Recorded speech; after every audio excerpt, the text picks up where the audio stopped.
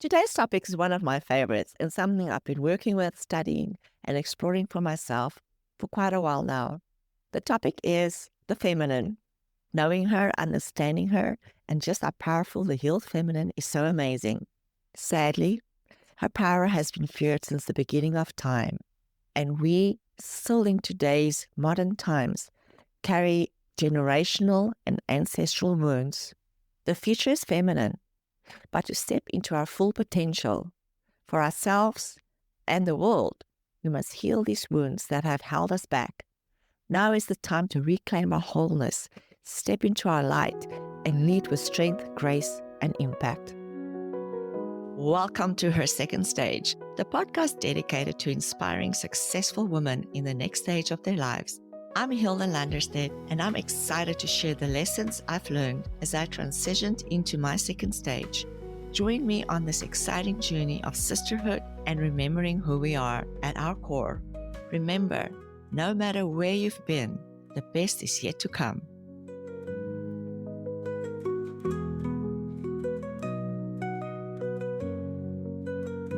Welcome to this episode, where we explore the transformative power of the feminine. The feminine energy is so powerful, it has been feared and suppressed by men throughout the eons of existence. Here we are in the 21st century, the most free, safe, peaceful and abundant times ever on the planet, especially for women. But sadly, we still carry our wounds deep within ourselves, and we never remember how wonderful it feels to be fully immersed in our feminine energy. As we gracefully transition into our second stage of life, stepping into the power of our healed inner feminine becomes essential. When we take the time to heal any wounds, face the shadow of the feminine, we unlock the ability to feel inner safety, to create meaningful sisterhood, and to truly embrace the beauty of community. So together, with open hearts and loving curiosity, it's time to rediscover the magic of the healed feminine within each one of us. Let me introduce you to her, or let me remind you who she is, because you know her. She resides within you, though she may have been overshadowed by life's complexities. Your grounded, evolving expression of feminine energy that's transcending wounds and limitations to emerge whole, empowered, and impactful.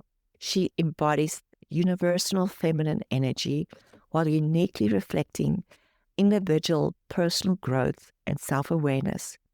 In essence, the healed feminine is the result of intentional transformation. She navigates challenges with emotional resilience, demonstrates confidence rooted in self-worth, and establishes healthy boundaries with clarity and purpose. She embodies an harmonious blend of vulnerability and strength, creating a foundation for trust and meaningful connections. She's adept at recognizing and addressing cultural, societal, and personal barriers, whether stemming from trauma, outdated conditioning, or suppressed authenticity. By overcoming these obstacles, she unlocks her potential to live authentically and contribute significantly to her community and professional environment. Her focus lies in embracing continuous growth, fostering self-acceptance, and leveraging her inner strength with poise and balance. This creates a unique opportunity to lead with empathy, inspire others, and cultivate environments where collaboration, innovation, and authenticity thrive. She serves as a reminder that true power comes from integrating every part of ourselves. She demonstrates that wholeness is not about perfection, but about operating from a place of alignment, self-assurance, and purpose. That sure is a combination that drives success and lasting impact in every arena of life. If we talk about the healed feminine, you can therefore assume there also has to be an unhealed or the wounded feminine. Let's uncover how the healed and the unhealed feminine manifest in our lives and work, how they impact us, and why healing these wounds is essential for stepping into the fullest power as we navigate this transformative second stage of life. The feminine represents qualities like intuition, creativity, emotional depth, connection, and nurturing. It's not really about gender as such.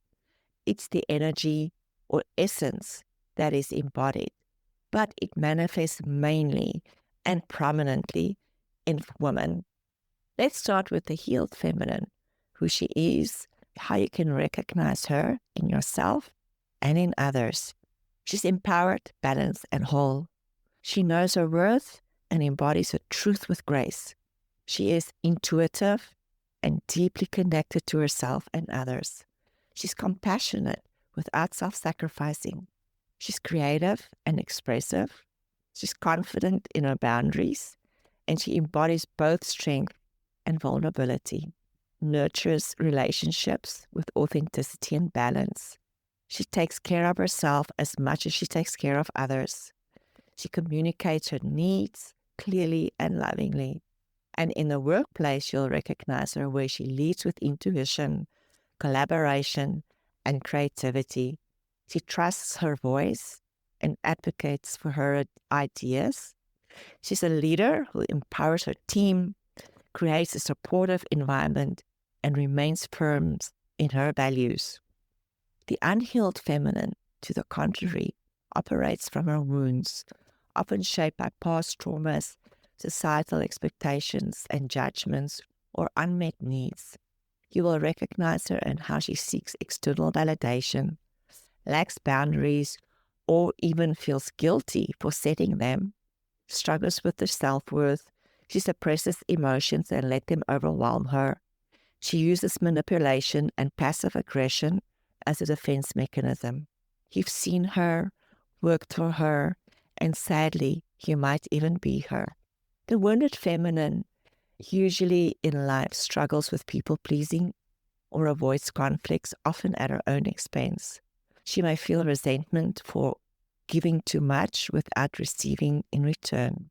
Often, a woman who constantly says yes to others out of fear for rejection, leaving herself exhausted and unfulfilled, is a wounded feminine. In the workplace, she might be hesitant to speak up, fearing judgment or rejection, and she might overcompensate by overworking to prove her worth. She might also have difficulty in avoiding taking credit for her contributions, downplaying her achievements in fear of seeming too much. In certain instances, the opposite is true, where she steals the ideas of others or claim credit for the work others have done as her own. We all know and recognize her. Personally, I don't think there's a woman on the planet that hasn't been wounded. It's the lucky ones who realized it and healed. So if I keep on talking about wounds, what are these wounds? Wounds are the suppressed aspects of ourselves. And these wounds often stems from issues relating to worthiness, safety, or love. The wounds we carry from childhood around our femininity, how we are shamed throughout our lives for being weak, and we have to constantly fear danger. I want to highlight and discuss 3 wounds and what I think are the most prominent and what most women are struggling with. And we might not even know it because we've hidden those wounds so deep in our unconscious. First wound is what I call the womb wound. By having a womb and how we were shamed for having a womb, and it reflects the historical and societal shaming of women for our natural life-giving biology and ability. For centuries, menstruation, fertility, the vagina and the womb have been stigmatized, leaving many women feeling disconnected from their sacred parts of themselves. These wounds can manifest as shame about menstruation, discomfort with talking or having reproductive processes, or lack of appreciation for the creative power of the womb. And what do I mean, the creative power of the womb? The womb is the portal for life. That is the power. Woman and the feminine is the only that can create life and reproduce life on this planet. Healing this wound involves reclaiming our wombs as a source of wisdom and creativity, honoring the cycles and releasing any internalized shame or fear. The second wound is what I call the witch's wound. And often we still shame women and call them witches. But from ancient times, the witch's wound has caused deep-seated fear rooted in the collective history, with women who displayed power, wisdom, or nonconformity were persecuted. This wound is often manifest as fear for being seen, of expressing our truth, or of stepping into our full potential. The witch's wound is a wound of suppression, passed down through generations, that whispers to women to stay small, silent, and safe. Healing this wound will involve reclaiming your voice, embracing your intuition, and understanding that your power is a gift and not a threat. The third wound is what I call the sisterhood wound. The sisterhood wound emerges from a history of competition, betrayal, mistrust amongst women, often instigated by societal conditioning that puts women against each other. This wound can manifest as difficulty trusting other women, fear for being judged by other women, or feeling unsupported in female relationships. Healing the sisterhood wound requires cultivating compassion, building authentic connections, and embracing the understanding that the success and empowerment of one woman uplifts all women. A great exercise for everyone is to explore what femininity means to you. Write down how it's been influenced by your culture or your upbringing and your personal experiences, because then you will become aware of your own thoughts and feelings around this topic. All the wounds we incurred over generations was because of the fear of the feminine, because she's so powerful. Women all over the world are healing their wounds and stepping back into their feminine and therefore into their power. Healing the childhood traumas, the womb and the generational wounds that has passed on to us allows us to bring our love and light to the world. The world desperately needs this, and that is why I believe the future is feminine and the future is woman. If you are still not sure how to recognize the unhealed feminine, you will immediately see her as how she shows up in the world when I mention some of her characteristics. She manipulates by using guilt, passive aggression, and emotional withdrawal to control others. She's overdependent, needy, and clingy, relying on others for validation and security. She self-sabotages through undermining opportunities or relationships due to fear of failure or success. These are just to name a few. All of these behaviors and patterns are deeply unconscious, and all are defense mechanisms to protect her from her pain and rejections. It's only by bringing them up into the light and becoming conscious about them that she can heal. Not healing is not really an option if you understand the high cost of living with the wounded feminine or living with unhealed wounds.